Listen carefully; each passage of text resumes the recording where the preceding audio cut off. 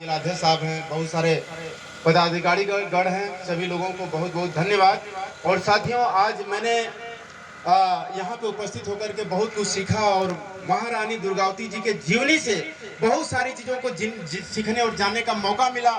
बहुत सारे साथी अंग्रेजों से युद्ध की बातें कर रहे थे, लेकिन मैं जहाँ तक पढ़ा था इनको कि इनकी लड़ाई अंग्रेजों से नहीं बल्कि मुगलों से हुई थी साहब। उस जमाने की जो सबसे बड़े साम्राज्य का विस्तार करने वाले अकबर हुआ करते थे, उनके सामने इन्होंने घुटना नहीं टेका। अकबर इनको अपने दरबार में बुलाना चाहता था, उनको गुलाम बनाना चाहता था, अपनी इच्छा से उनको चलाना चाहता था, लेकिन यह महारानी दुर्गावती अपने वसूलों से डिगी नहीं, उनके सामने घुटने नहीं टेकी और उनके सेनापति को दो दो बार शिकस्त दी, दो दो बार मैदान में वापस जाने के लिए उनको मजबूर की। और साथियों, अंतिम समय में गुलाम बनने से अच्छा इन्होंने समझा, किसी की जी हजूरी करने से अच्छा इन्होंने समझा कि मैं खुद अपने आप को शहीद कर लूं। और आज हम लोगों के बीच में इनका हम लोग बलिदान दिवस मना रहे हैं। एक बार मैं चाहूंगा महारानी दुर्गावती जी के लिए एक बार मुझे शहीद दिवस पर जोरदार तालियां बजा दें एक बार। साथियों, आज जो हमारे बीच में, हमारे समाज में, नौजवानों के बीच में जो सबसे बड़ी समस्या है, वो समस्या है हमारी बेरोजगारी की।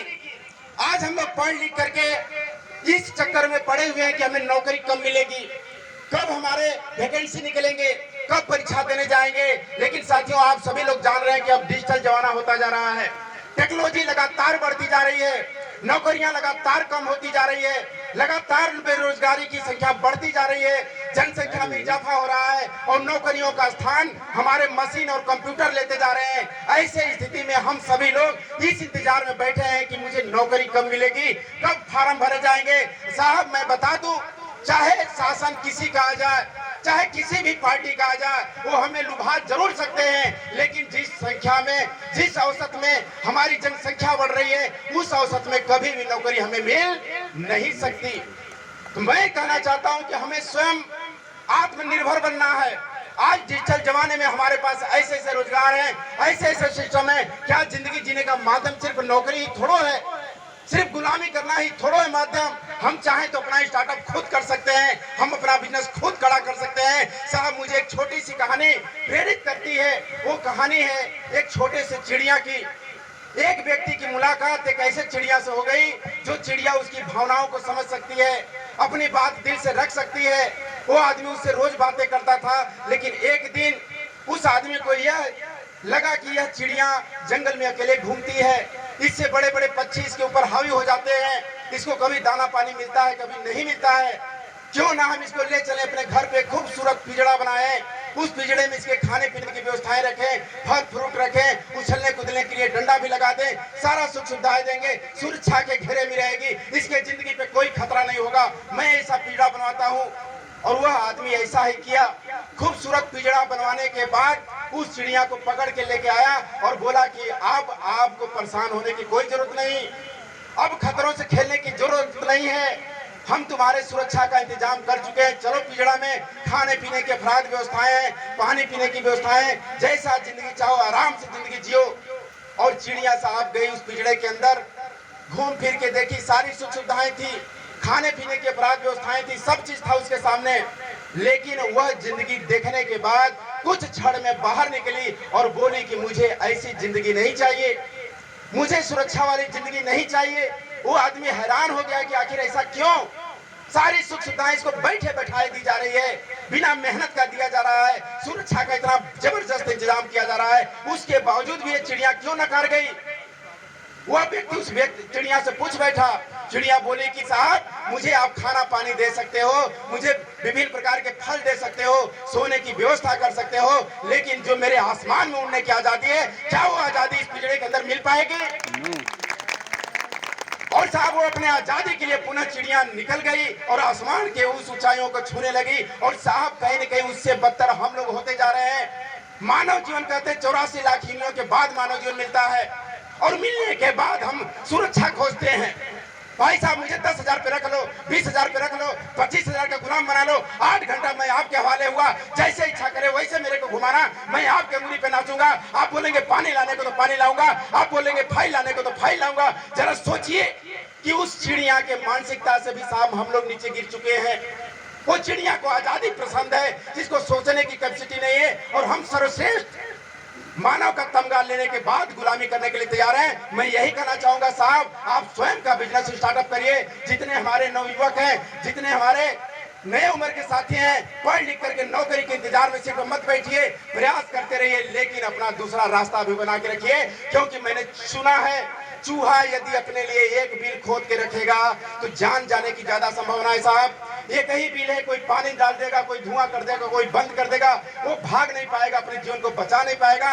और आज इस डिजिटल जमाने में हमारी आमदनी का सिर्फ एक जरिया रहेगा तो खतरा बहुत ज्यादा है, अपना इनकम डूबने का खतरा बहुत ज्यादा है। इसलिए आज डिजिटल के जमाने में, परिवर्तन के युग में हम लोगों के सामने साहब एक उभरता हुआ बिजनेस जिसका नाम है डायरेक्ट सेलिंग, जिसको नेटवर्क मार्केटिंग भी बोला जाता है, इसमें आगे बढ़ने की अपार संभावना है। और खुशी की बात यह है कि भारत में इसका अभी पदार्पण हुआ है, अभी पीक टाइम भारत में नहीं आया है, इसमें आगे बढ़ने की अपार संभावनाएं हैं। इससे अपने देश का फायदा है, अपने समाज का फायदा है। हर चीज, नमक से लेके शैम्पू से लेके सारी चीजें खरीद के लाते हैं, अपने देश का बहुत बड़ा फायदा हो जाता है। साथियों, हम कहते हैं नेताजी लोग से विकास नहीं हो रहा है, ये काम नहीं हो रहा है, वो काम नहीं हो रहा है। अरे मैं कहना चाहता हूँ कि भारत सरकार के जो पैसे आते हैं वो कहाँ से आते हैं?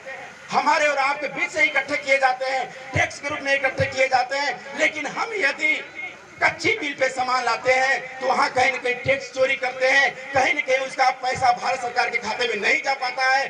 साहब, मैंने एक पेपर का कटिंग पढ़ा था कि अपने हिंदुस्तान की सारी व्यवस्थाएं यदि 6 महीने के लिए पक्की बिल पर कर दी जाए तो हमारा देश विकसित देशों की श्रेणी में खड़ा हो सकता है। पक्की बिल में इतनी बड़ी ताकत है तो पक्की बिल से हमें क्यों नहीं खरीदना चाहिए? अरे नमक, तेल, मिर्च, मसाले, घर के जरूरत के सामग्री पक्की बिल से लाएंगे, अपने देश का विकास होगा साहब। और यहाँ पर सबसे बड़ी बात क्या है कि आज हम लोग मानसिक रूप से गुलाम है, मानसिक रूप से कमजोर है। इस माहौल में रहने के बाद, आरसीएम के डायरेक्ट सेलिंग में रहने के बाद लोगों के आत्मविश्वास को जगाया जाता है, अंदर की ताकत को निखारा जाता है।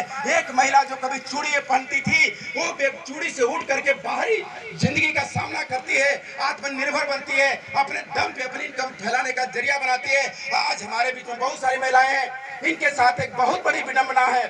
घर में रहती है, यानी पिताजी क्या रहती है, इनका परिचय पिताजी के नाम से जाना जाता है। फलाने की लड़की 18, 22 साल, 25 साल की उम्र में शादी हो जाता है, ससुराल चली जाती है, इनका परिचय बदल जाता है। फलाने की पत्नी जब इनको जरूरत पड़ता है हाथ फैलाती हैं, जब इच्छा करता है गिड़गिड़ाती हैं। साहब, अपने पास एक ऐसा सिस्टम है, एक ऐसा कंसेप्ट है जिसके माध्यम से हम कॉन्फिडेंस, अपने आत्मसम्मान को बढ़ा सकते हैं, इनकम के जरिया को बना सकते हैं। किसी के सामने हाथ फैलाने की जरूरत नहीं होगी। हम एक नए भारत का निर्माण कर सकते हैं, नए भारत का हम निर्माण कर सकते हैं। तो साथियों, आज समय बहुत कम है, हमारे बीच में बहुत बड़े बड़े सांसद साहब लोग, जिलाध्यक्ष साहब, सारे लोग मौजूद हैं और मुझे पहली बार यहाँ बोलने का अनुभव प्राप्त हो रहा है। मेरा नाम मंगल प्रसाद मौर्य पड़ता है साहब। मेरे को यह बात कुछ समय पहले समझ में आई और स्टूडेंट लाइफ में ही मैं पार्ट टाइम इसको करना चालू किया और अपने दम पे अपना खर्चा निकाला।